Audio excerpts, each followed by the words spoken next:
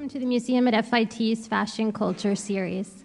Tonight it's my pleasure to introduce Dr. Adelheid Rasche, who will present her new book, Paris, Haute Couture in Paris, 1960 to 1968. Adelheid Rasche is an art and fashion historian and is currently the curator of fashion images at the National Museums in Berlin. She has curated numerous exhibitions, edited and written publications and articles, and served on judging panels. Adelheid, thank you so much for being here tonight.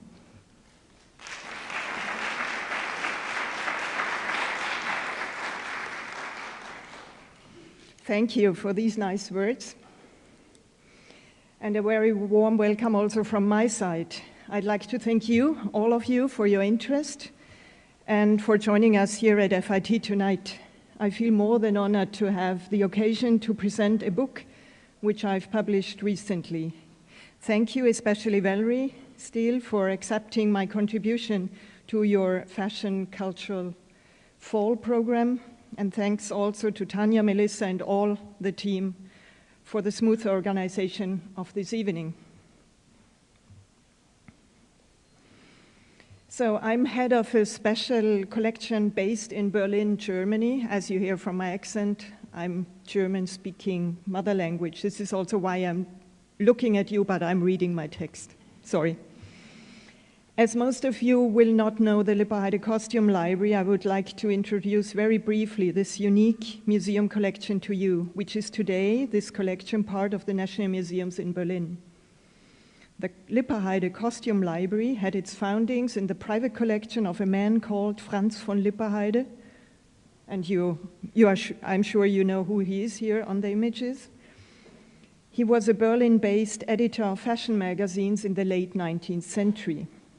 The commercial success of Mr. Lipperheide can best be compared to Condé Nast.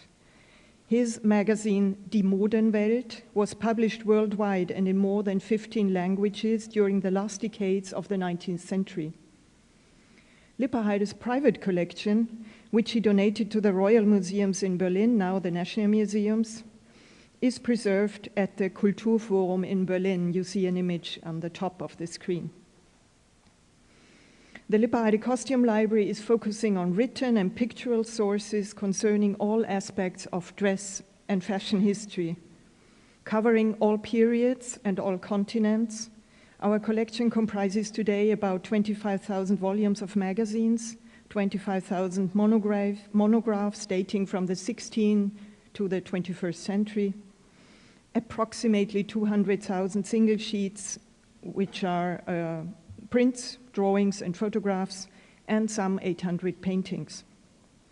Subjects like theater and dance, ethnic and occupational dress, travels and sports, caricature, uniforms, dress codes, fashion, accessories, and beauty are covered. The range of subjects is incredibly wide, and the holdings are very rich in terms of age and internationality. Our Lipperheide collection is a growing and an active collection with a study room for international researchers. We are organizing lecture series, we are showing special exhibitions and editing publications based on our own collections mostly. Now on the screen, you see a list with a selection of some past exhibitions, each accompanied by a publication, always in German and English.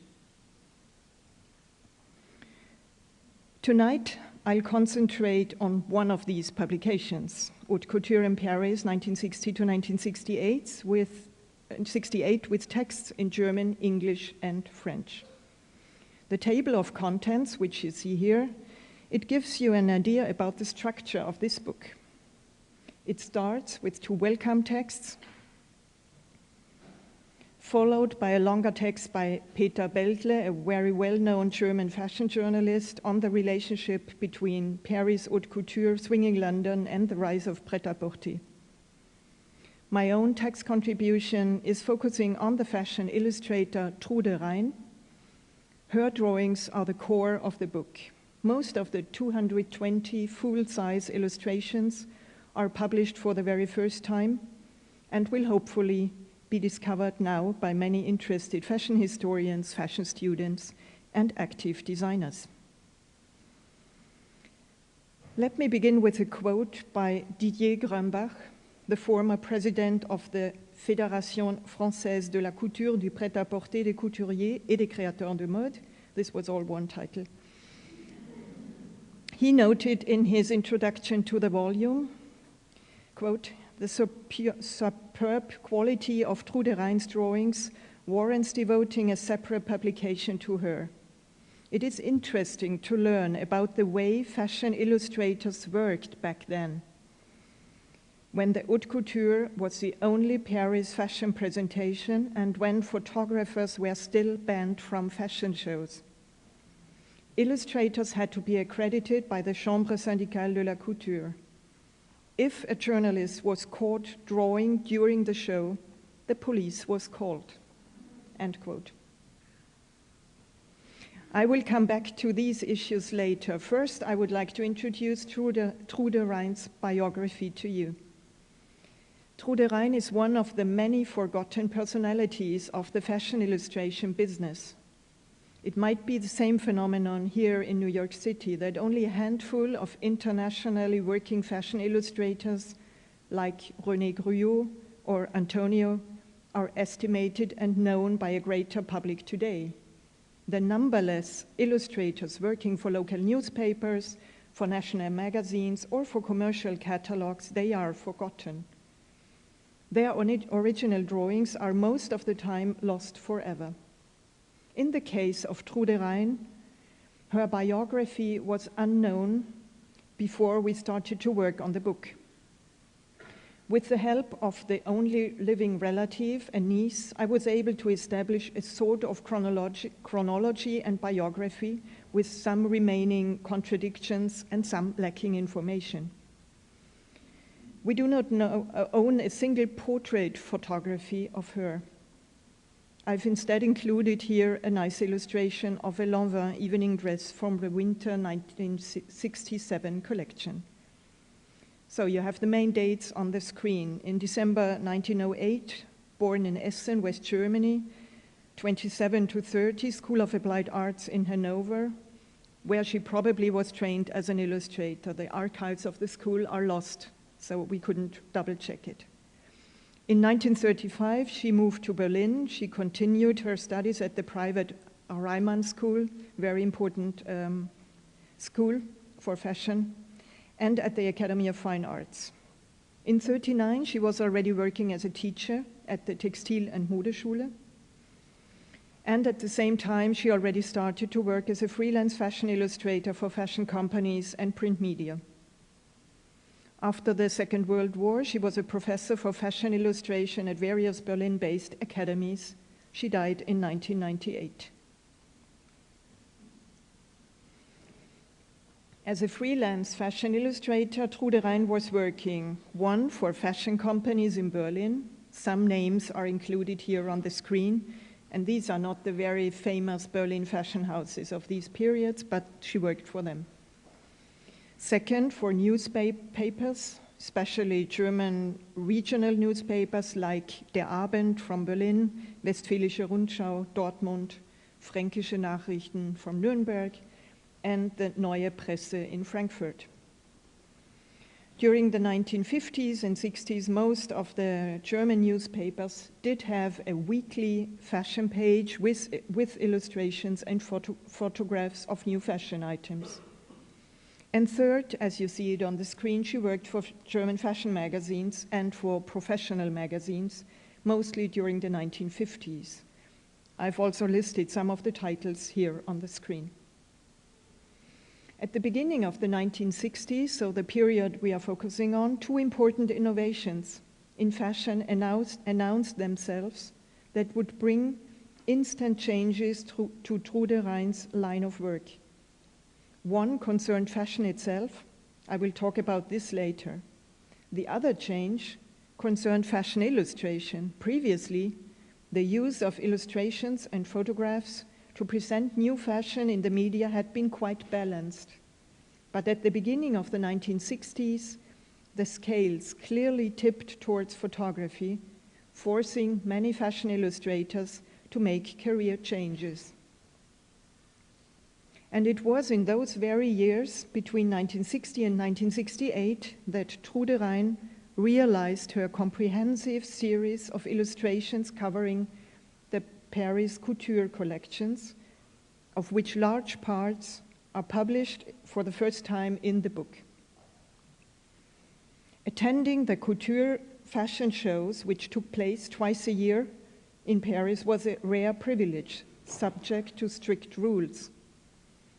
The accreditation, as we have heard, of representatives of the media, but only writers and illustrators, by this Chambre syndicale de la couture, had to be reconfirmed each season. Admission to individual shows had to be applied for separately. Illustrators were not allowed to draw any sketches or details during the fashion shows. All they could do was jot keywords on notepads. Immediately after the fashion show, illustrators would sit down in the nearest cafe and record the remembered models in quick sketches that were elaborated later on. These model sketches were an extraordinary treasure that lent itself to further use. As we have heard, during the early 1960s, photographers were not admitted during the shows, an incredible rule which seems incredible today. In the days that followed the first press défilé, some selected photographers would receive single model dresses on loan for a few hours. Both photographers and fashion illustrators both the results, the photographs and the illustrations were subject to a deferred release date and could only be used and published after 6 weeks after the show. This was to give the fashion house a head start for the exclusive sale of their models to corporate clients. Professionals attending the couture shows were all well aware of their privileged situation and also of the risk of being banned if they were to be seen making sketches or selling one's pictures before the release date. Trude Rein attended the shows of various fashion houses with varying regularity.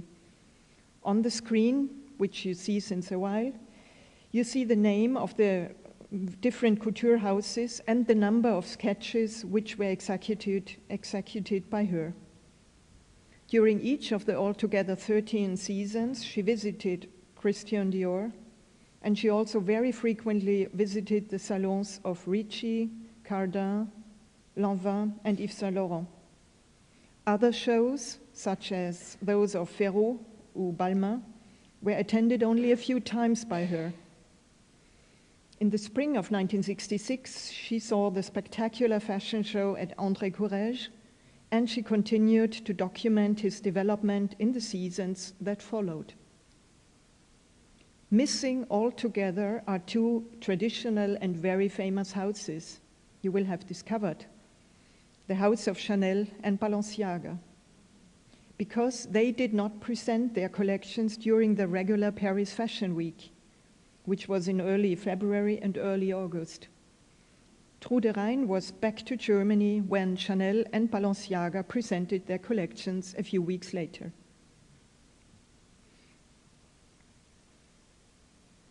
Most of Trude Rein's sketches from the Paris Couture collections show a selection of 7 to 10 models, including details and accessories. Only a few drawings show individual dresses like the Lanvin dress, which you have seen before.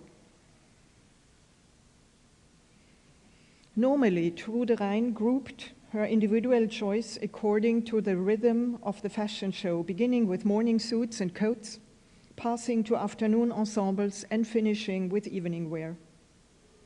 A regular couture collection during the 1960s offered approximately 90 outfits. On her illustration, she showed a maximum of 20 to 30 outfits on up to 4 pages, so she made a selection.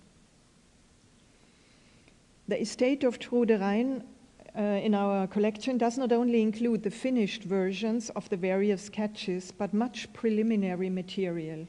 And I'd like to share one example with you, which is from Castillo's Fall-Winter collection from 1965-1966. In the estate, we found the program of the fashion show. Ooh, it's not very clear, sorry, but this here would be, no, this here is a program with the descriptions of all 94 collection pieces. It's this numbered list which you see on the lower right. Trude Rein also preserved the press kit of Castillo with text descriptions up here. These text descriptions of the general outlines of this collection. According to this text, the aim of Castillo was to create a youthful collection, well constructed, based on sun rays. Ornaments, the texts say, are only present in the form of embroidery on evening wear. Furthermore, the texts describe the different sections of the collection: day, dawn and evening, afternoon and evening, the hats, the shoes, the used textiles, the colors and the details. Funnily enough, Trude Rein, she used the cover of this press information to depict a male guest, which probably was sitting next to her. So she was just scribbling the position of his feet here, of his legs. The two handwritten pages on the left here, these have been written by her. They include the text notes made on the spot in pencil, and some first sketches in felt pen, probably made immediately after the show to fix the visual memories. So I'm sure that she only did the text writing during the show and then these first little details after the show. In her brief texts, Trude Rein noted the number of the dress, so 23 for instance, and 23 again on the program. And she noted also some interesting details. Some of the small sketches can be relocated in the final versions. You will recognize this dress here in the middle of the final sketch. This dress was made of white silk with a single-sided embroidered decoration. Why did Trude Rein compile more than 200 detailed collection sketches over a period of 8 years and archive them carefully, adding to each set of sketches the programs, sometimes press photographs, and a list of keywords on the relevant fashion line of each fashion house? What moved this fashion illustrator, Trude Rein, to this intense preoccupation? What was the intended purpose of her drawings? Well, one of the reasons for her intense work on the Paris couture collections was certainly a new assignment she received in 1960 from a magazine called Textilwoche Manufakturist to publish an illustrated reportage entitled Das zeigt Paris. So you see the title also on the screen, which means this is what Paris is showing, and she should do this for the fall-winter collection of 1960. The layout drafts that survive among the papers in her estate show that Trude Rein herself was responsible for the page layout and the explanatory captions. The next fall, by which time this Textilwoche Manufakturist had merged with another magazine called Top Textile Magazine, Trude Rein could realize again a Paris report. Probably also the unsigned text of this second report were authored by herself. On 5 pages in total, the magazine published 7 photographs of accessories and model dresses, as well as 12 of these drawings by Trude Rein, showing a total of 31 models of the renowned Paris couturiers. The year later, December 1962, this magazine published its final issue, which to Trude Rein meant the loss of an important client. So So how was she going to finance the regular trips to Paris from now on? What other possible uses of her collection drawings could there be? Today, all we can do is draw interference from what little evidence survives and find possible answers to these questions. In the sketches, some models are marked. For instance, the letter H or S over here. These letters recur various times. So for instance, letter H recurs 5 times on Dior papers from sketches from 1963. And here on the screen, you see the letters S, T, or U. I think that Trude Rein, once back to Berlin, showed her drawings to the directors of Berlin fashion houses, such as Friedeking, Stebeseger, or Taubert. This would explain the first letter. And that these acquired a number of Trude Rein's drawings of original Parisian models as a source of inspiration for designs of their own. During those years, it was quite common in ready-to-wear production in Berlin and also elsewhere to use the Paris collections as a specific basis for usually slightly altered or simplified models. So this could be one function. Another function of the sketches made in Paris was their use as sources for individual fashion reports in various print media. In this context, it is important for today's fashion consumers to realize that at the time, no pictures whatsoever circulated on the open market for the first 6 weeks, as we have heard. This is in sharp contrast to today, when it is possible to feature any collection model practically at the same time with the shows or at the same time. So Trude Rein thus used her sketches from Paris as an optical aide-mémoire for fashion illustration she would realize later on. A note on the sketch you see, linked to the Cardin Fall-Winter Collection 65-66, reads, dritte Seite groß, which means third page in large, probably a reference to a subsequent publication of this model in a fashion report of a daily, such as the Berlin newspaper Der Abend, which would publish illustrated reports on the Paris collections twice a year. The Paris sketches also found a use in Trude Rein's teaching. One of her students from the 1960s, whom I've met, remembered how Rein, after her trips to Paris, would regularly report on the latest trends, using her sketches as visual aids. Students admired their teacher for attending the couture shows and clearly felt privileged compared to other fashion students who were not offered these insights. Trude Rein probably also used her first-hand information from Paris for lectures and documentations. A surviving 5-page manuscript from spring '64, including about 40 illustration references, was probably intended for an early TV program or for a slide lecture. Twice in the 1960s, Trude Rein was absent in Paris. This was in spring '65 and in spring '67. Did she not receive accreditation for these seasons? Was she busy with other assignments, or was she perhaps ill? We don't know. The last documented season is the Paris Fall-Winter collection of '67-'68. I'm showing one image here. Trude Rein was almost 60 years old at that time. We do not know if she traveled to Paris again in the years that followed, if she continued to make drawings there, or rather terminated the series of illustrations for other, maybe for us unknown reasons. Due to their stylistic and temporal coherence, Trude Rein's drawings offer a concentrated look to Paris haute couture at a time of great change. This change concerned fashion industry itself, as Paris' hitherto uncontested primacy as center of the seasonal shifting stylistic trends began to totter. At the beginning of the 1960s, the couturiers were still working behind closed doors at their salon de couture.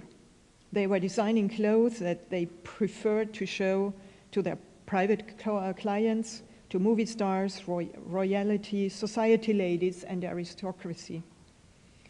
Rather reluctantly, they would invite representatives of the international fashion press and the solvent buyers of large department stores that would be allowed to purchase individual models for the purpose of translating them into fashion for the broad market.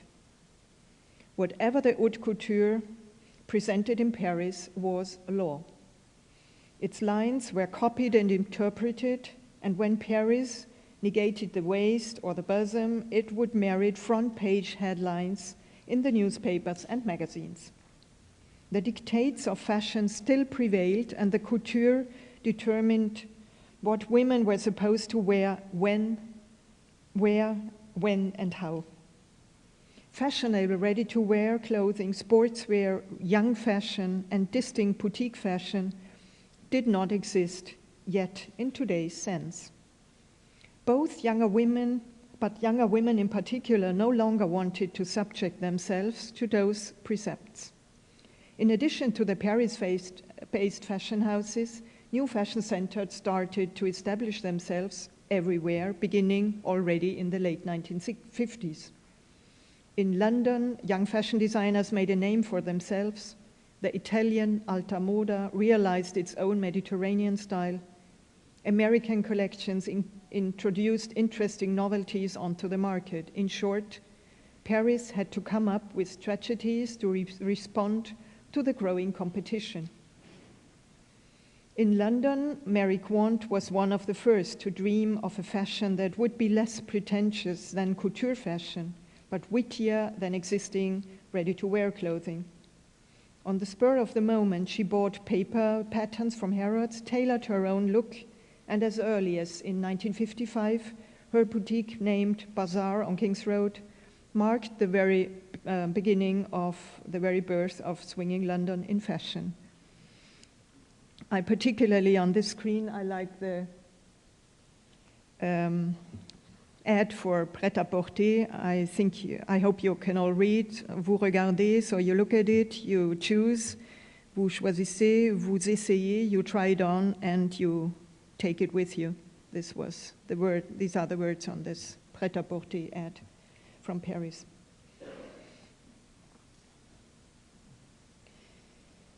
Drawing inspiration for her fashion designs from the beatniks, Mary Quant was unaware that some years later in Paris, in July 60, the pale-faced young Yves Saint Laurent presented black turtleneck underneath black mink-trimmed croc jackets as part of his fall-winter couture collection for Dior. You see it on the right-hand side. For the first time in the history of couture, someone had dared to show black leather, the material of rock and roll, and drawn his inspiration from the streets.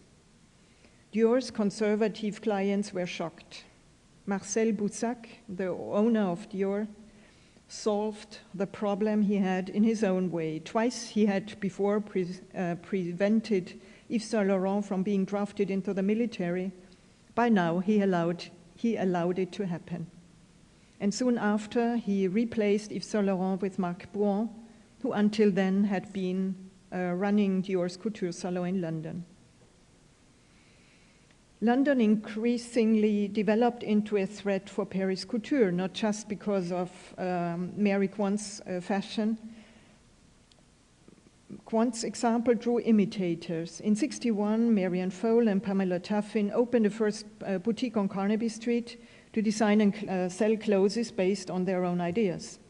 Similar stores followed, and within a very short time, London's East End became the fashion mecca for a young generation throughout Europe and elsewhere.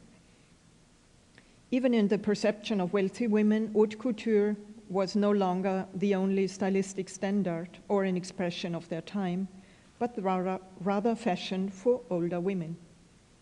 The so-called boutique bug spread to Paris too. In '62, Jacqueline Jacobson opened her Dorothée Pisse boutique with casual knitwear and jersey fashion in Saint-Germain, which instantly met with great success. And Emmanuelle Cannes, a former couture model with Balenciaga, who in addition to her own model dresses also designed ready-to-wear clothes for various clothing companies, declared couture obsolete due to the long learning times and costly requirements for starting one's own business. She proclaimed, haute couture is dead. The body, especially the legs, became to be increasingly highlighted by fashion, an emphasis that eventually turned into a symbol of the youth of the 60s. Mary Quant was the first to let the skirt hem end above the knees, inspired by the memory of the tap dance skirts of her childhood. She wanted women to get their legs back, to free them, to allow them to take large steps. It will be an eternal question, was she really the one who introduced the mini into fashion? It's a repeated story, but I repeat it here. The couturier André Courrèges, a former bridge construction engineer, was always disputed this. Quote, I was the man who invented the mini. Mary Quant only commercialized the idea, end quote. When Courrèges presented miniskirts as part of a pure white space collection, Space Age collection in pure white spaces in January 1964 in Paris, this amounted to a sensation. It became the year of Courrèges, and it demonstrated one more time the power of fashion dictates. For even if Quant did invent the mini, the couture, its clients, and ready-to-wear fashion became aware of it only when Courrèges showed it. Things have never been the same since Courrèges had his explosion, even Yves Saint Laurent would declare later on. He catapulted couture into the 60s. And Saint Laurent, who opened his fashion house almost at the same time as Courrèges in 1962, he indeed felt squashed by the latter. The success of Courrèges fashion paralyzed him, not least because this designer's girls were absolutely incompatible with his own image of women. Yves Saint Laurent's big moment only came in 1965, when Le Corbusier of Paris fashion, as Courrèges was dubbed by the press, surprisingly announced that due to the large number of cheap imitators, he would quit showing his fashion to anyone but his private clients. Now, Yves Saint Laurent became the favorite of the international fashion magazines, especially the imperious Diana Freeland, editor-in-chief of American Vogue, promoted him, as did John Fairchild, publisher and editor-in-chief of Women's Wear Daily, the industry's most influential trade journal and company publication. To create new momentum for the magazines, they needed a couturier that caused a stir. Both Freeland and Fairchild were well aware of the changes occurring in the arts with Warhol, Lichtenstein, Hockney, and pulsating through music with the Beatles or the Rolling Stones, with France's Nouvelle Vague films, with Truffaut and Godard redefining cinema. To them, Yves Saint Laurent was the couturier of the pop generation. Freeland and Fairchild now encouraged Saint Laurent to make fun clothes, as they said, that included wit, daring, and imagination, rather than just being practical or pretty.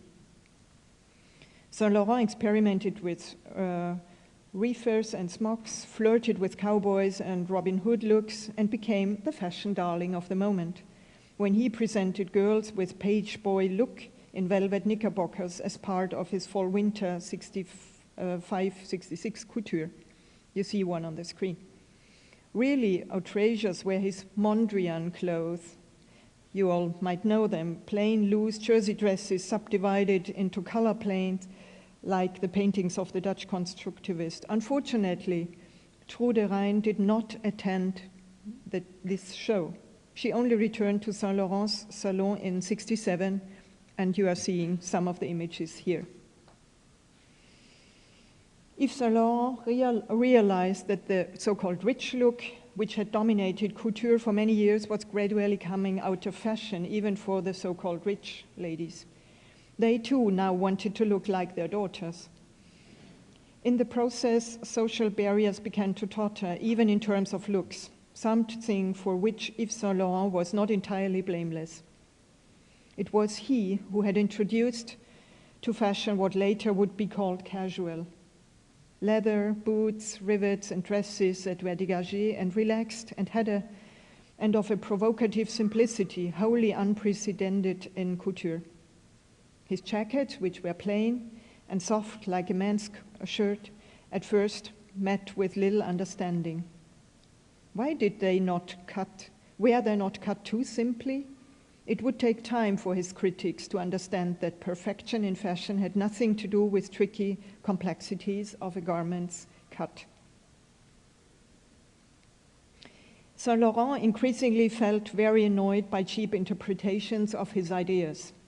He decided to take things into his own hands.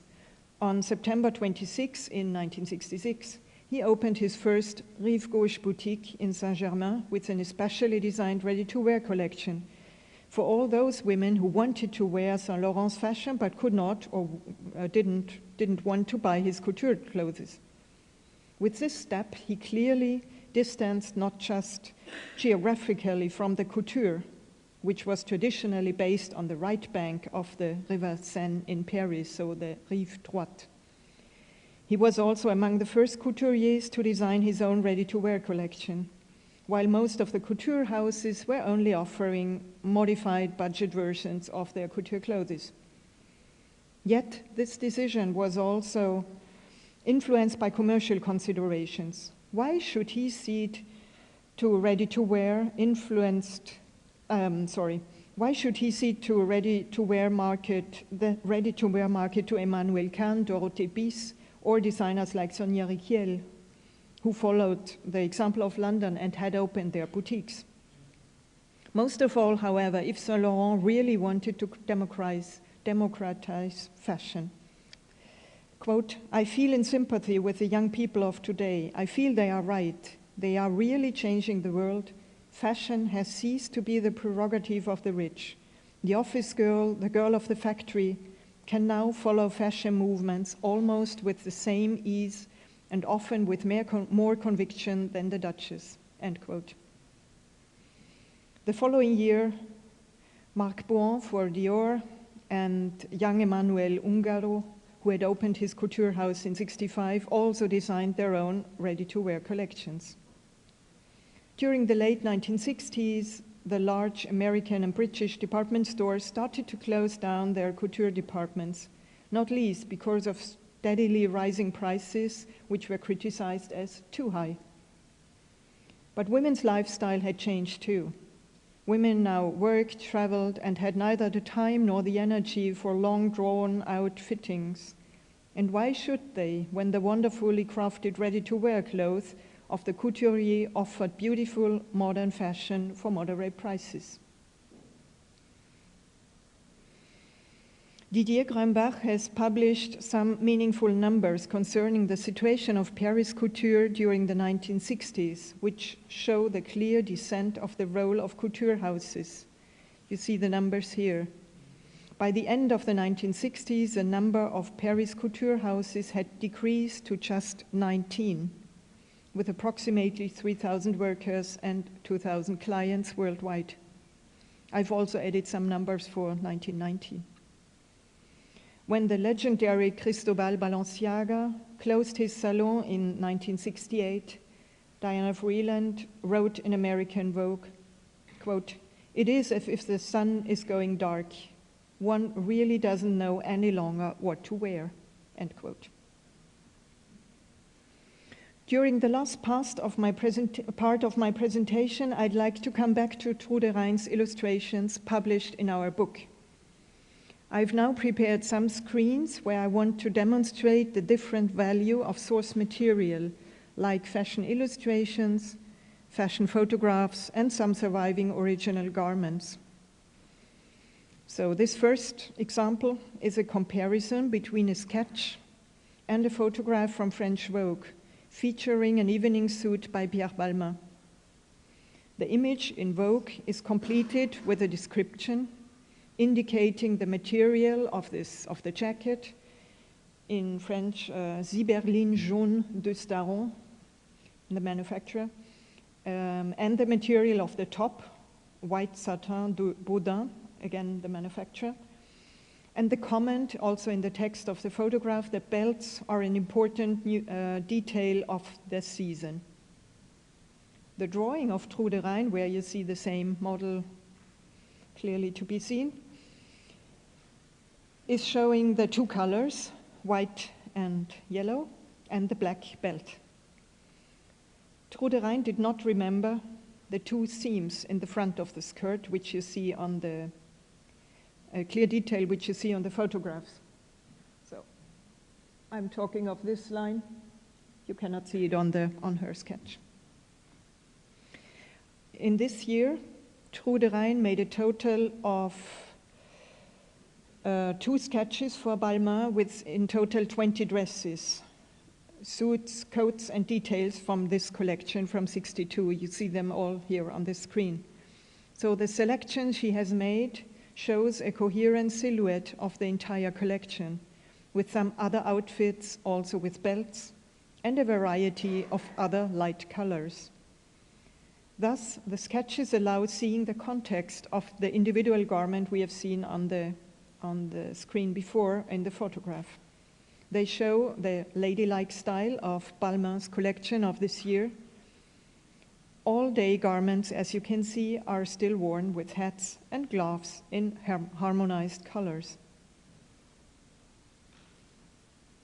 From the same year, '62, I've selected a sketch of a Roberto Capucci dress. This great Italian designer was originally based in Rome. In 1962, he opened his couture salon in Paris in the Rue Cambon, next to Chanel's main salon, still today. A few years later, in 1968, he returned to Rome. So again, you see a Paris Vogue edition image. It featured this tunic dress with a very special hat, with this description. I read the description, which is also on the screen. Robe tunique en crêpe noire de Abraham, fondue sur les côtes, sur un fourreau droit. The details of the open tunic dress worn over a slim wrapper dress can be seen, I would say, much better on Trude Rein's illustration than on the photograph, where the shadows are partly covering the sides. Rein also reported the strange head, as you see it here, which is imitating a wig with blue hair. And we see the head also on the photograph. On Trude Rein's sketch, there is a second version of a tunic dress in the lower right corner. This time with sleeves, it's not fully drawn, and in combination with a wig head in pink. So this one.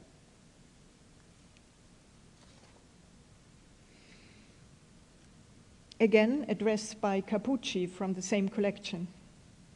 The photograph is showing a shorter hemline, I would say, than the drawing. Also a different shade of green and a distinct bow in the neck, serving as a fastener for the dress. Trude Rein decided to draw this dress from the distinctive back. The small hat, formed like a cone, can hardly be seen in her illustration.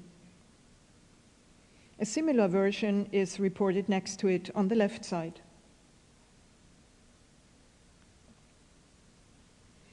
The next comparison is showing a mistake, which occurred to Trude Rein. So the visual memory is only a memory. In her memory, the blouse of this afternoon suit by Dior didn't have buttons, as you see it on her drawing. In reality, it had 6 buttons, which can be seen on the photograph published in French Vogue. The text on the photograph is referring to the material and colors, so it's organdie de soie marine, and the same indications are to be found on Trude Rein's sketch, Marine Blauer Organza, so it's the same words in German. The sketch is showing another ensemble with frills left on the top. This time the frills are placed on the jacket and not on the blouse. Here. We could continue this system, this method for a while. This is a Nina Ricci dress made of lace. The drawing by Trude Rein shows the dress surrounded by a very harmonious collection with other dresses in the same style with swinging skirts, flounces and belts.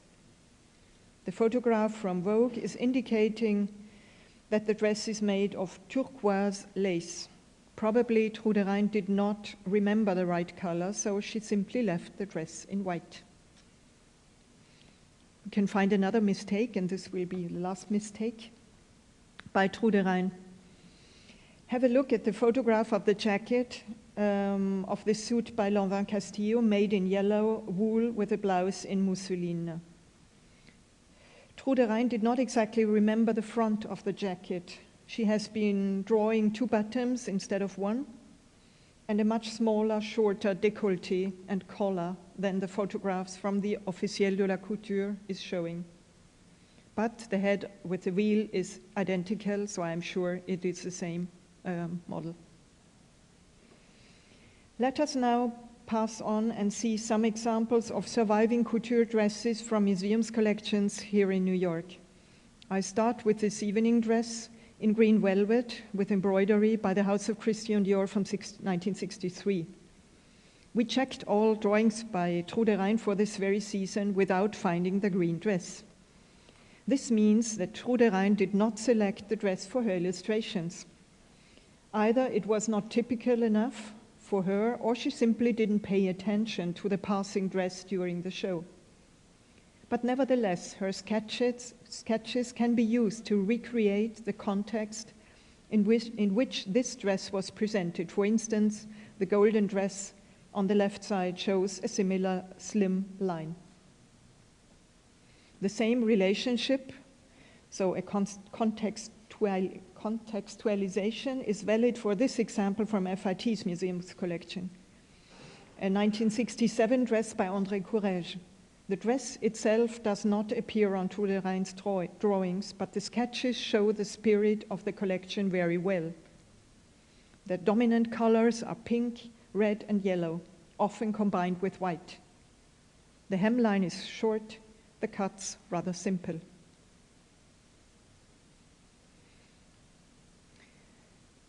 This suit by Marc Bohan for Christian Dior from spring '63 is part of the Metropolitan's costume collection. We see the suit on Trude Rein's drawing. Apparently, she was not remembering the collar in the right way.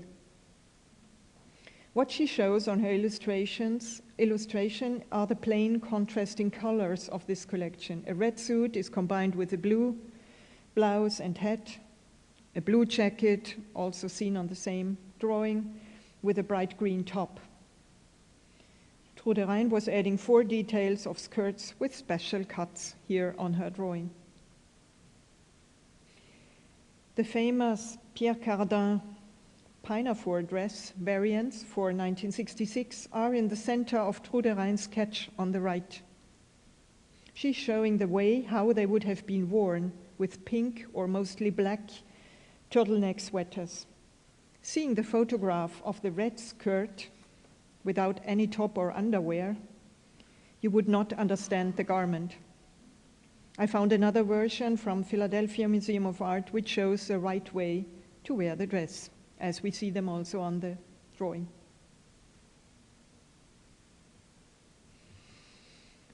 The house of Nina Ricci was highly successful during the early 1960s, when Jules François Craet was their chief designer.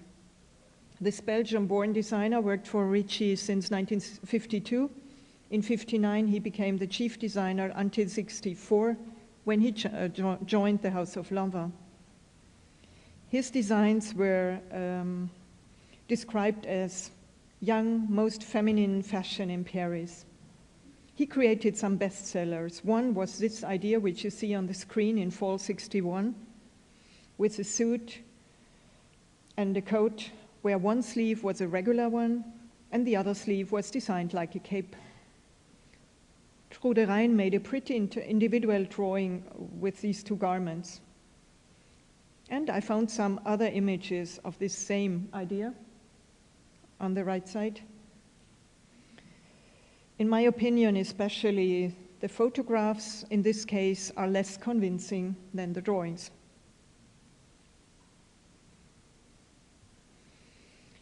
I hope that this presentation made you discover a previously unknown fashion illustrator and her interesting work on the Paris couture collections of the 1960s. Due to their stylistic and temporal coherence, Trude Rein's drawings offer a great variety of details and also a concentrated look at Paris haute couture in this last important period for fashion in Paris. Thank you.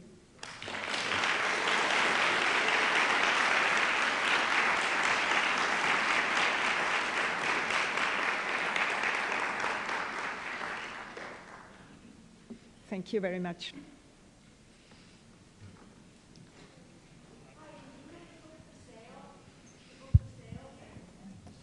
Well, I came in from Europe yesterday and I've one copy which is already promised. Unfortunately, the international shipping of the book was not possible, so anyone who has a book with, any person having a book with him, is invited to join me, but I'm sorry. I think we have maybe a second copy, but that's all. And a couple of questions. I hope I can read them. Thank you.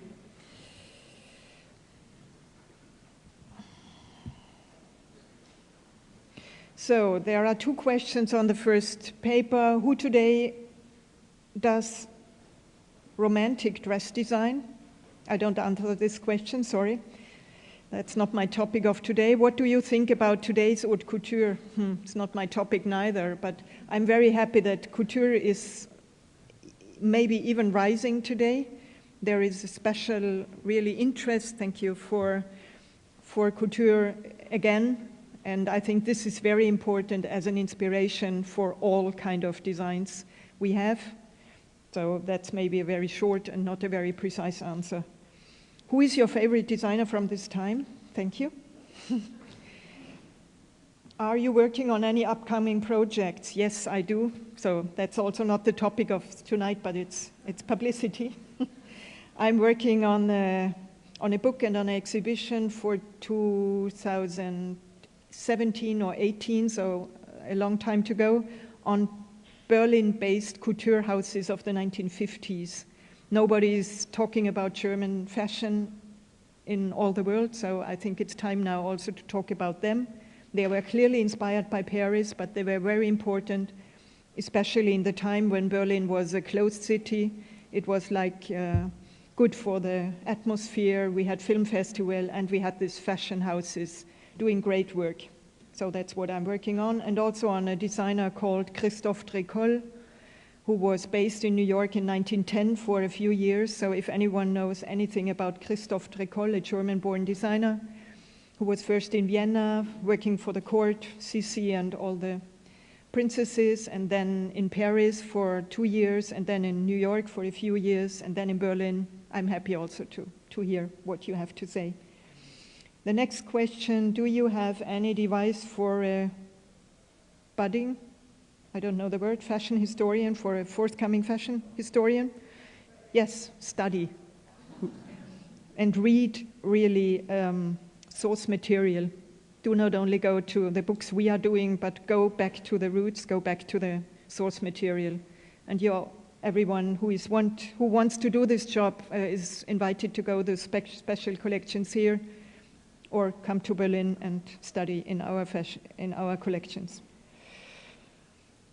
What were some of the challenges in researching the illustrations and career of Trude Rein? Yes, the challenges were that I had a white paper in front of me at the beginning concerning her biography.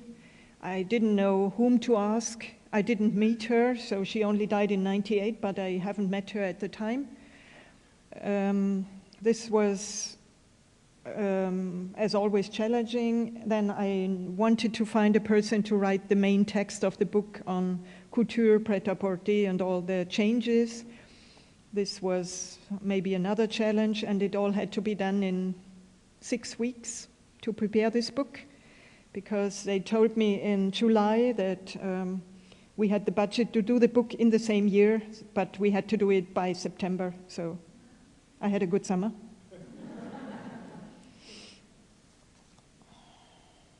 What inspired you to study this subject? As a curator in a fashion collection, fashion-related collection, a graphic art collection related to fashion, it's always important to look at big portions of your collections and to publish them, because there is no use to have them only in the boxes. You could always come and look at them individually, but you wouldn't know that we have it, so it's better to publish it, and then you are nevertheless invited also to come and see more, for instance, the first sketches not published in this book. So other questions, thank you. How did she manage to work without interference during the war years? Yeah, she was employed probably during the war, but I didn't find any traces of published work during the war, so I don't know exactly what happened to her in this time, how she lived, how she survived. Next question, how moderate were the prices of the first pret-à-porter collections back in the 60s in comparison to today? It seems less accessible in the 1910s than it was back then. I must admit I haven't studied prices, so I couldn't really give a good answer to this question, sorry. Next question, what medium did she use for colored sketches? It's color pencils, you would say, I think. So she sometimes used also, felt in color. And in the case of this cover, it's something which we called legacies. So it's kind of,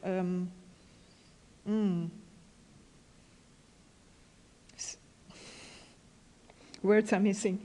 It's like a transparent film, which is put exactly on the drawing and then cut out. So this yellow color here is not drawn, but it's like a, don't you know the word letraset? No? Yeah, it's like a picture which you put on it. Thank you.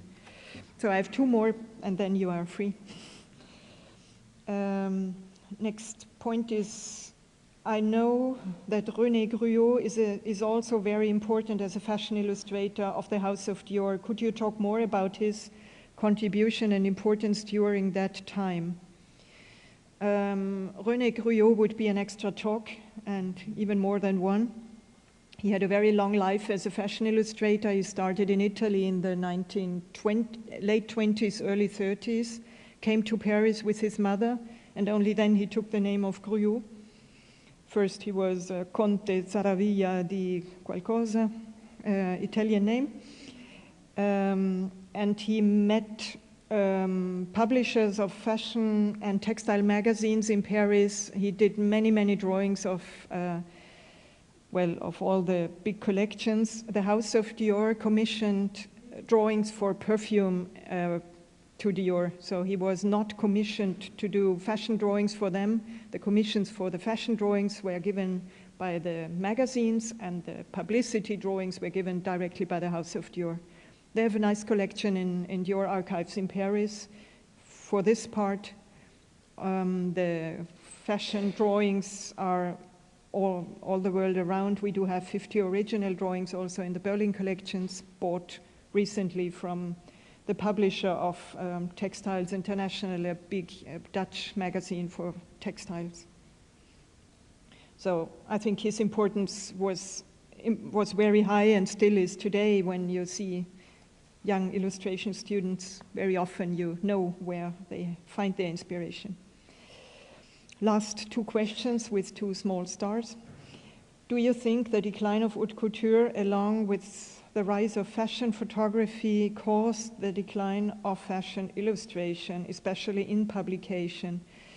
Yes and no. I think it was also the reason was also that the publishing methods for photography became much better during the 1960s and 70s than before. So everybody was more interested to see photographs, and as you have seen on some of the screens, they are more real, most of the people would say. So there was a decline due to this, and maybe also a decline due to the production system of fashion. That may be true. That's the first question. And the second one, is there a place for fashion illustrators in current media, or is it a dying art? No, fortunately it's not a dying art. I think there is a return towards illustration. Some 2 years ago I collaborated also to a book of Taschen.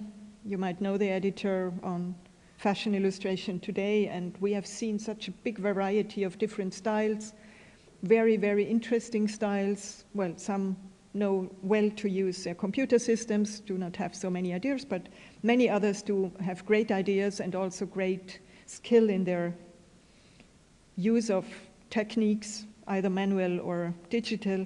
So I don't think that it's a dying art, and I hope that you are convinced with me. Thank you again.